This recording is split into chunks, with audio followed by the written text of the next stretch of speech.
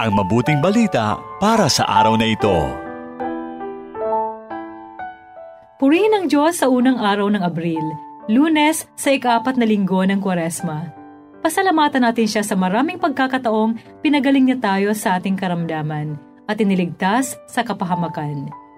Isang mainit na pagbati po ng happy birthday sa lahat na nagdiriwang ng kaarawan ngayon at sa buong buwan ng Abril. Hari nawang ipagkaloob ng Panginoon ang taimtim na hangarin ng iyong puso. Ako po muli si Sister Lines ng Daughters of St. Paul na nag-aanyayang ihanda na natin ang sarili sa pagpapahayag ng mabuting balita ayon kay San Juan, Kabanata 4, talata 43 hanggang 54.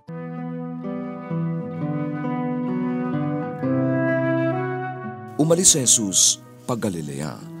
Pumunta siyang muli sa Kana ng Galilea, doon niya ginawang alak ang tubig. At nangyari na ang anak na lalaki ng isang opisyal ng hari ay may sakit sa Kapernaum.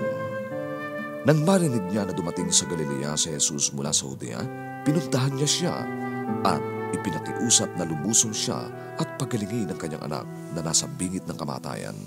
Kaya sinabi ni Jesus tungkol sa kanya, hanggat hindi kayo nakakakita ng mga tanda at mga kababalaghan, hindi kayo maniniwala.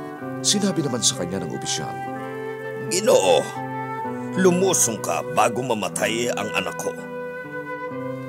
At sinabi sa kanya ni Jesus, umuwi ka na, buhay ang anak mo. Nanalig ang tao sa salitang sinabi sa kanya ni Jesus at umuwi siya. Nang palusong na siya, sinalubong siya ng kanyang mga alipin at sinabing buhay ang anak niya. Inalam niya mula sa kanila kung anong oras siya gumaling at sinabi nila, kahapon po, nang alauna siya inibsal ng lagnat. Kaya nalaman ng ama na ito ang oras ng sabihin ni Jesus, buhay ang anak mo. At naniwala siya pati ang buo niyang sambahayan. Ginawa ni Jesus ang ikalawang tandang ito pagdating niya sa Galilea mula sa Judea.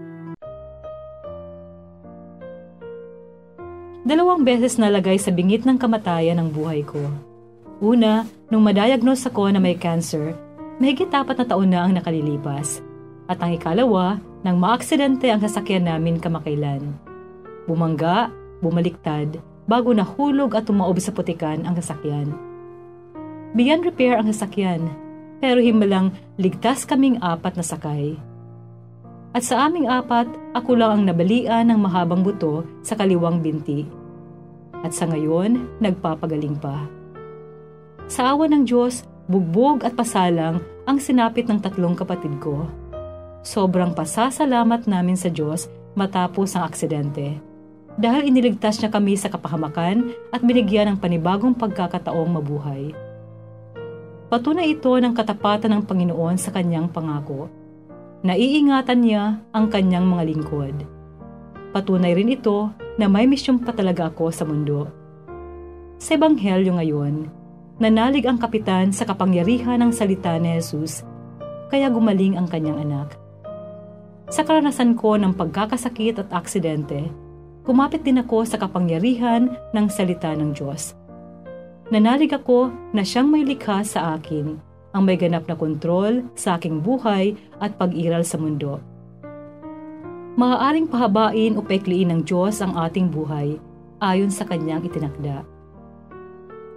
Ngayong nagpapagaling pa ako, ramdam ko ang buhay na presensya at pagkalinga ng Diyos sa pamamagitan ng mga taong tumulong at nag-aalay ng dasal para sa aking mabilis na pagaling.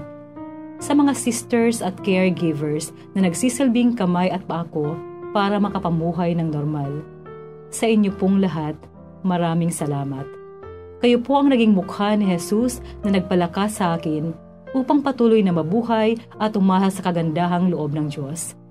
Ikaw kapatid, gaano ba katibay ang pananalig mo sa pagkalinga ng Diyos at sa kapangyarihan ng kanyang salita na magpagaling? Isa na namang pagpapahayag ng mabuting balita ang iyong napakinggan para sa araw na ito. Makiisa sa aming misyon. Maging tagapagpahayag din ng mabuting balita sa pamamagitan ng pag-like, pag-share o pag-tag ng videong ito. At kung meron kayong mga prayer intentions, reactions o comments sa videong ito, i-message lamang kami sa Pauline's Radio PH.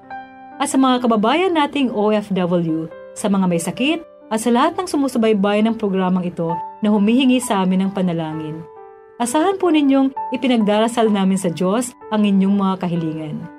Muli, maraming salamat. Ako ay Sister Lines ng Daughters of St. Paul na nag-iiwan sa inyo ng mga katagang, ang pagsunod kay Jesus ay pagtahak sa daan ng krus ng may pagmamahal.